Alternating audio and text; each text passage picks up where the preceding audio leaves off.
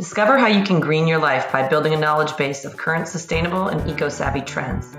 This series will delve into hot topics, current standards and practices, ways to design better spaces, and specify materials that benefit not only us as consumers, but the world as a whole. Members of CaraGreen, as sustainable materials distributors, and other industry leaders weigh in throughout the series. This is Build Green, Live Green. Hi, this is Jessica with Build Green, Live Green, and today I have a special guest who we've had on our podcast once before, and that's Susan Milne with Epiphany Studio. And she is the principal and chief creative officer over at Epiphany Studio. Susan, can you briefly just talk a little bit about what Epiphany does and, specifically for building materials companies? Thank you so much for having me, Jessica. Sure. Epiphany Studio is, at its foremost, is a branding agency, and we help manufacturers bring products to market and get specified. And the way we kind of look at it is we really build brands that specifiers love and defend. And that is anything from brand identity system, websites, digital campaigns. It kind of encompasses everything for a manufacturer. Well, that's great. And it's a good segue about to what I wanted to talk about with you here today, which is, it's spring of 2022. We've endured a lot, and we're still enduring stuff, as a building materials industry, as a population, but specific to our industry, we did get hit with COVID. We got hit with supply chain issues. We're continuing to see those supply chain issues along with, a lot of other very serious issues, but it's changed the way that building material companies like myself and the brands that you work with, have had to go to market. And I wanted to get your thoughts on that because I've seen a real shift in the balance of sales and marketing in terms of budgets, in terms of resources, in terms of importance. And, that's your kind of forte. So what are you seeing out there that's really changed since, from the end of 2019 to today? Wow. Well, that's a great question. And there certainly has been, I think, a seismic shift from really focusing on that sales rep being your key to building your pipeline and converting, and that going online. So the first thing that we saw is there's kind of a duality going on here. We had a lot of manufacturers who were very heavily dependent on their sales reps, and they didn't believe that you could sell building materials online. They did not believe that their website needed to be so rich. And in a lot of ways, they were right, because the ways that specifiers and contractors and everyone was finding out about new products was through these sales reps. But overnight, this industry changed. I think that I've read some reports where people sort of advanced 10 years in technology in the space of 1 year. So they grew 10 years of sophistication. Designers, architects, engineers, developers, everyone, contractors, homeowners, everyone's looking to solve their problems online. And people who said before, we would never learn about a new building material on Amazon or by doing a Google search. That's just not the way it's done. All of a sudden, overnight, it had to be done that way. So folks that really had put a lot of time and effort into building their website out and making it a big resource were really ahead. And those reps that really only had developed, and I think that's almost, I hate to say it, but I think it's almost a generational thing as well. Yes. Because we have millennials and Gen Z doing the majority of the sourcing of new products. So at firms, you kind of say, we're looking for something that does this. Can you help us? They're really sophisticated in how they search. And it's kind of like there was a divide between the reps.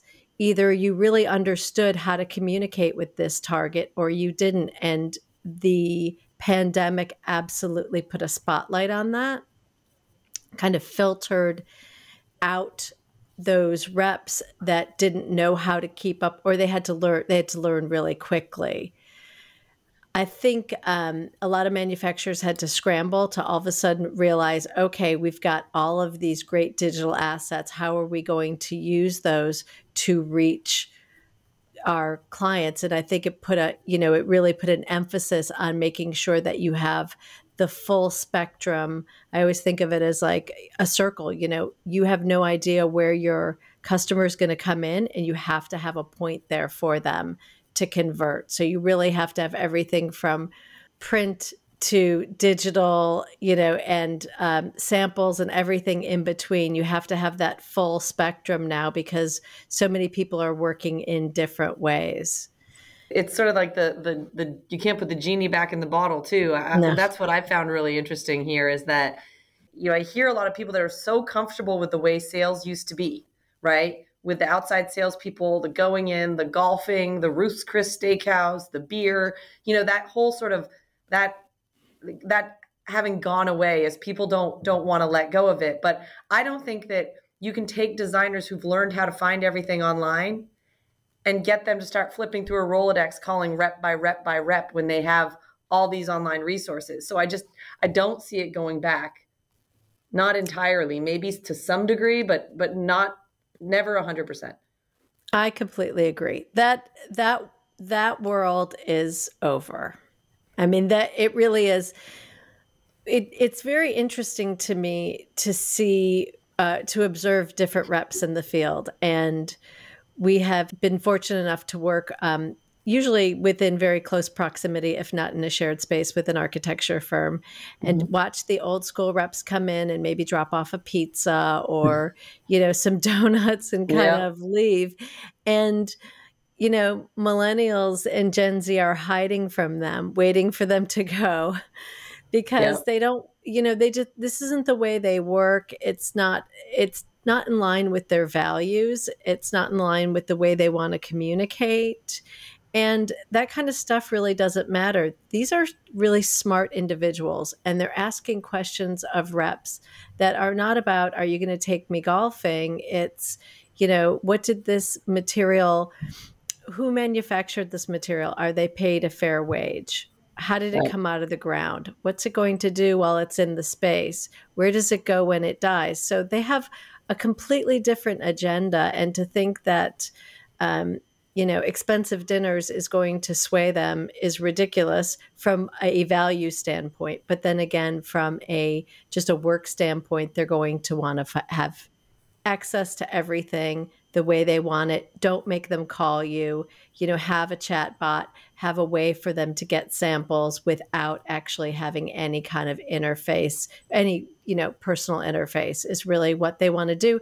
And it's not because they're rude or antisocial. Billable hours are a thing. Everybody has to work as efficiently as possible. And millennials don't want to stay and do an 80-hour work week. They really want a life balance. The other thing I observed and we really worked with our clients to do in the pandemic is moving from this mass to very personal. So we have clients that may sell into hospitality as well as senior living.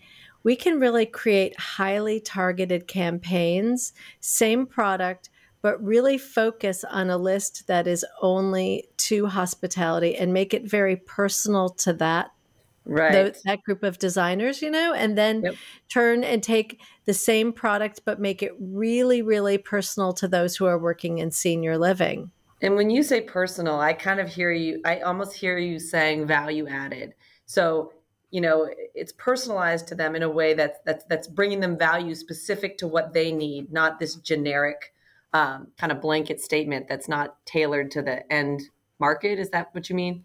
Exactly. So I don't mean that it's going to say, hey, and and all that. I mean that, yes. So if it's the same product and it's going towards hospitality has very different needs because everyone is becoming an expert, right? So if you're a designer or an architect and you get on a track and you build on that knowledge. So really you want a case study that is directed towards your sector.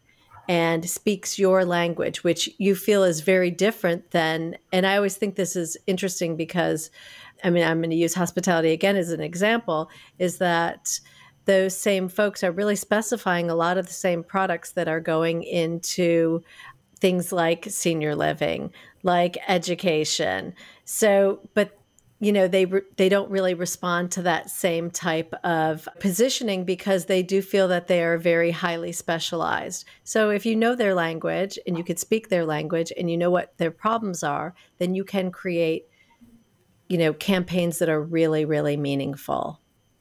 When I look at my P&L, my lunch and learn budget and my travel budget and all those rep expenses just plummeted in the last couple years. So I had to look at that budget and figure out where can you put it that's going to produce something. And for my company, that was in marketing platforms, marketing services, marketing firms, really having people kind of, help you formulate this new landscape, navigate this new landscape. And that's what you help people do. So right now, if a brand wanted to use Epiphany Studio to take their product to market under these new conditions, or if you wanted to launch a new brand, how have you kind of had to change or adjust for those two different needs, existing or new coming to market? Well, it's been very interesting. I think we've really made, we have done our homework.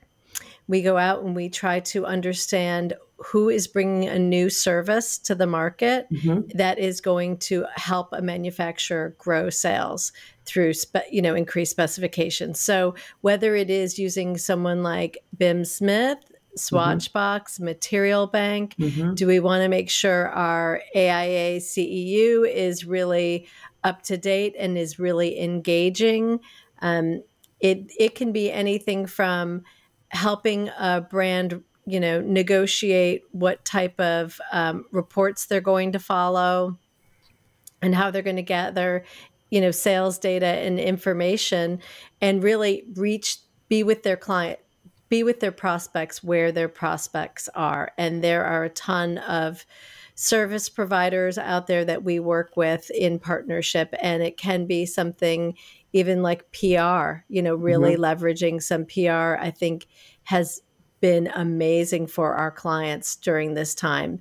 So evaluating these tools and saying, this is where we do believe you should put your money is really a lot of times in addition to our services, because there's so many specialists out there. So, I was thinking of you the other day because I did have a friend in the industry who was launching a new brand and, called and said, hey, Jessica, I want to hire a product manager and really get this person out there promoting my new brand. It's starting from the ground up. And I just kind of laughed and I said, look, for what you're going to pay that product manager, you can invest in these platforms, in marketing initiatives that are going to produce way more than that product manager can do from behind a computer, because the doors just aren't going to be open. They're going to chug along for like 3 years or so trying to build a brand when there's these catalyst platforms and agencies that understand which ones to use that are out there now that you can launch your product right now in year 2, right? So everything that we've looked at, and we look at a lot of data, says, these platforms basically take 2 years out of the cycle, right? Of going in and courting that architect and buying them lunch and doing the CEU and presenting the products and getting in their library and then going back and seeing if they remembered where you are in their library. And you're $1,500 into an account where these platforms like Swatchbox and Material Bank, for about $30, I've got a very qualified project that's considering using, my brand, which is the equivalent of someone walking into a library and taking your product off the shelf. So it really has allowed you to cut 2 years out of that product development or that courting cycle anyway. Absolutely. And I think that you really I do believe in inside sales reps, that really can work with the team to make sure everything is right. But I think to hire a sales rep, or often we find that people will invest in hiring an in-house marketing person as well. Yep. And it's just not a good use of your money. It really isn't, especially when things are, these other service providers are so honed and specific that, you can really leverage all of their expertise to reach so many people. And I think that's a really cool statistic that you think it's taken about 2 years out of the sales cycle. That's amazing. Well, another statistic that blows my mind, and it's kind of the premise for our discussion here and how I've had to shift things at the company.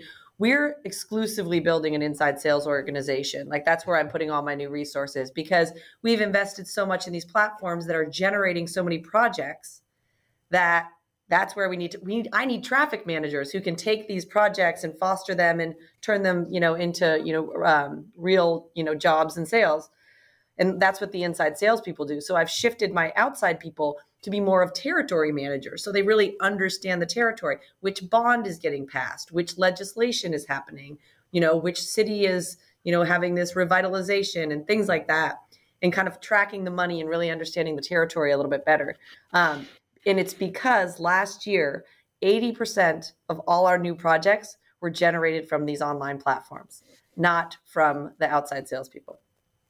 Yeah, absolutely. And the thing I see is that when I talk to specifiers, they still really value the sales rep, but it's the inside sales rep. They need guidance. They need real understanding, as you're saying, like, what codes have changed, what materials work well together, what is a good use for this product. And it can be very, on the design level, it can be some very really intricate detail specifics that make a project work, or can be, it can be a failure. So they do still need this expertise, but it is not in this handshaking, let's go to lunch kind of way. Yeah. Yeah. And the other thing that's really interesting, I think, too, is we get a lot of requests for, can you match this?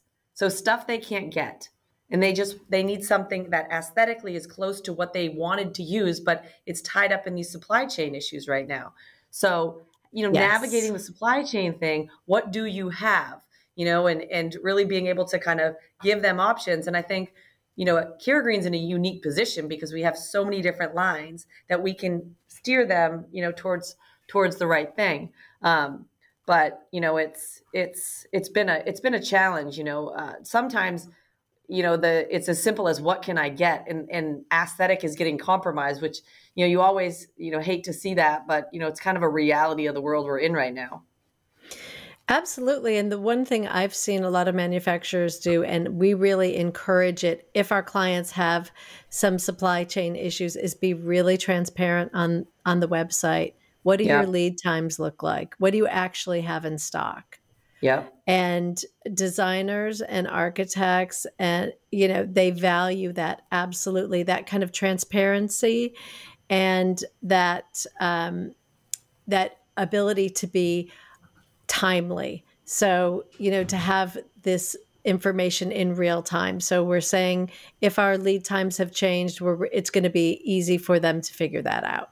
Yeah. And I think one of the other things that you mentioned was, being able to, connect to the rep efficiently. And you mentioned, a chatbot function. I know that some of the sample platforms are adding messaging capability, and they have rep profiles on there. So, when someone has a question, they can go on, from the sample platform they're on and get directly to the rep, which again is, they know where to find you. So they, you reaching out to them continuously, it's like that you're already there. It's like you're sitting there in their rep library and they know how to access you when they need you. So I think it's really changed, just the way that that kind of rep to designer connection works. And, as you mentioned, they want as much information that they don't have to ask for. And if it comes to you, it should be on an exception basis. I was just going to say, and that transparency extends beyond just the rep being transparent with you. It's the material transparency too, all the way through ingredient lists, HPDs, and all of that, I think has really, in the last couple of years, that has escalated as well and become more commonplace. And that's going to continue. I think that that is one thing that manufacturers really have to wrap their heads around. As Gen Z starts to rise, they are so savvy, and they need that transparency, and they want to know, as you know, it's not just was this material created. It really does go to who created it, were they fairly compensated, what's the working conditions like.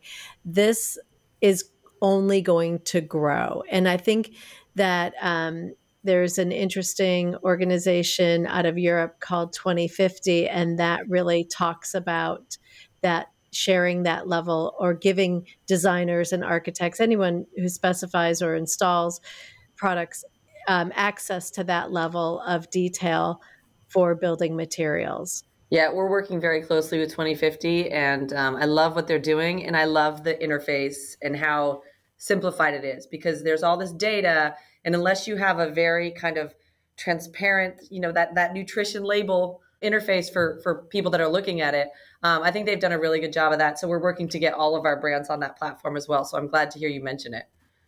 Oh, yeah, I think they're doing an incredible job. I was very interested when I started noticing in both food and makeup, of all things, that you can find, it does have that sort of nutrition label where they've really made it very simple, where you can see like this came from this farm on this date, and it's amazing. And I think that in manufacturing, of course, not every single thing that is produced, we are going to have, it's going to have some carbon footprint. It's going to have certain things, but there are ways to mitigate that. And there are ways to explain that maybe your process of transportation is so efficient, or where you have benefits, and manufacturers will.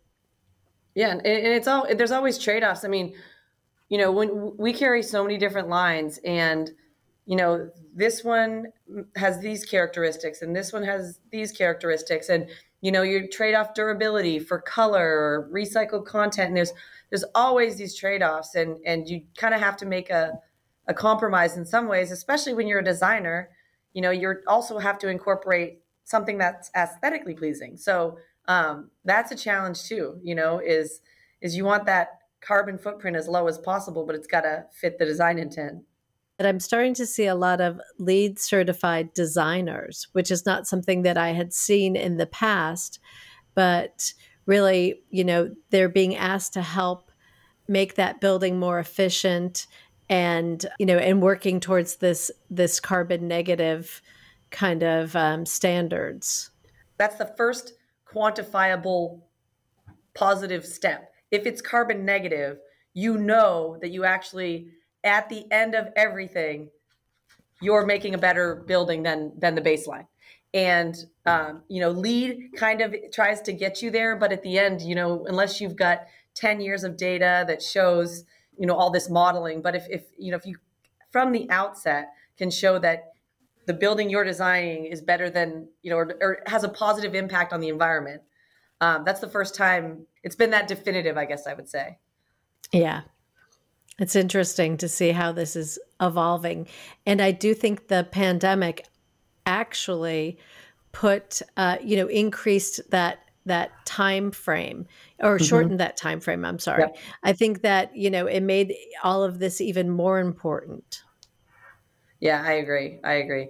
Let's just wrap up here with a little bit more about Epiphany Studio. So, everything we've kind of said, to me, it leads to the conclusion that, these big sales budgets have to be reallocated. I think marketing agencies like yours, honestly, are a great place to put that budget so that you can show people where they need to put their products in order to get found, because that's the game at the end of the day. You need to be found in as many places as possible, because people are looking online. They're not rifling through a library. Those are online too now. So companies like yours can work with existing brands to navigate the landscape. Or if I was a new brand, and I've started doing this when new brands do approach us about, hey, what do you think I should do?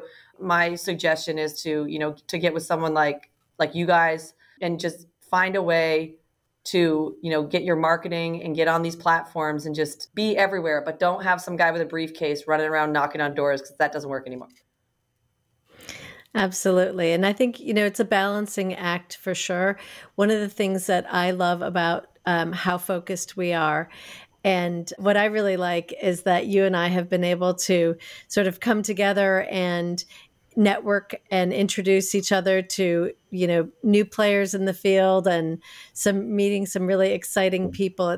It's really cool. I think we kind of have a bird's eye view. So we know, okay, this type of client does really well with this type of platform. Yes. This platform really feeds someone else. So having that, I believe having that sort of bird's eye view allows us to help our clients navigate through all of these different resources to determine what is the exact right mix for them.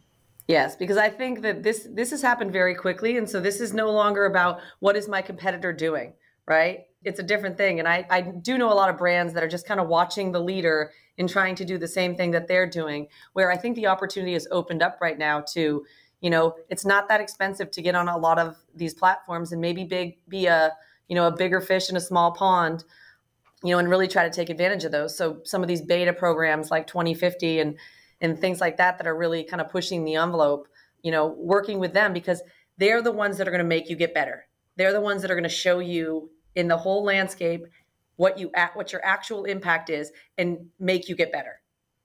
Absolutely. And the other thing I really love that is the price of entry into the market now is so low. Mm-hmm. So things like TikTok, which is for some products is an incredible traffic driver to websites. It really can convert. It's amazing.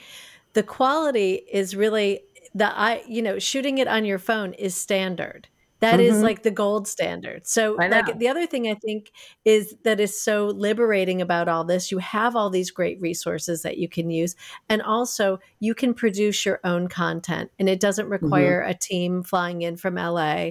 It's really like amazing that how big of a reach you can have, and it's really at your fingertips. Yeah, I totally agree. We've just really started working on the Kara Green, kind of our TikTok strategy here, and trying to do it right, because there's, different rules. So you really gotta talk to the people using the platform to make sure that, you're outrageous enough to be picked up, and things like that. So that's it can be a challenge too. Which, before we jump off, I wanted to actually ask you briefly about, social media platforms, because, everyone, I think our industry still thinks Facebook is where it's at and that Instagram's a necessary evil. But I really feel like progressive companies have moved on, like you said, and they're figuring out a TikTok strategy, and they've kind of settled on, Instagram is, for us, we're kind of focused on TikTok. Instagram is a inspirational platform. It's visual. We don't expect it to drive a ton of traffic. And then educational, we use LinkedIn for. And that's kind of where we've landed. Twitter, Facebook have not been particularly successful for us, but I'm curious what you see in the building material space in general. Well, I don't think anyone in building materials needs to be on Twitter or Facebook. I mean, Twitter, maybe if you're, doing a press release or something like that. But we find that definitely LinkedIn, when people are on LinkedIn, as you said, they want to be educated. Mm-hmm. They're going there for a purpose. And there's some great groups on LinkedIn. I think it is absolutely underrated for most manufacturers, meaning that they don't understand the power of it. Mm-hmm. So we really work with them on that. Pinterest is still strong only because a lot of times designers, architects, they just need to capture that perfect product shot to drop it into something. And they still use it because it's very easy to share. I do think Instagram for certain manufacturers is really great. And TikTok, of course, is coming up, but YouTube continues to be such a great way to build SEO as well, but to really, really reach folks. And I'm surprised at how many designers and architects do a search and find something on YouTube that maybe walks them through a product or walks them through a project. walks them through how to install. And these are all things that matter to them. Maybe it's an interview with the maker, but all of this, I think YouTube is really someplace I think most manufacturers should look, but really don't take too seriously yet. Well, maybe it's this podcast. Yeah. So this will be on our YouTube channel. Well, Susan, thank you so much. And if you could just, tell the listeners what, your website, and, exactly how to spell it, because you don't want an S on the end of studio. And then also any other social media accounts they can follow to stay informed, or your newsletter off your website. Sure. Thank you so much for asking. So I am Susan Milne from Epiphany Studio. That's EPIPHANY-studio.com. And just check out our website and join our mailing list. And you can join the Cara Green mailing list on our website, which is caragreen.com. And you can follow us on Instagram at Cara Green Products. Thank you, Susan. And this is Build Green, Live Green.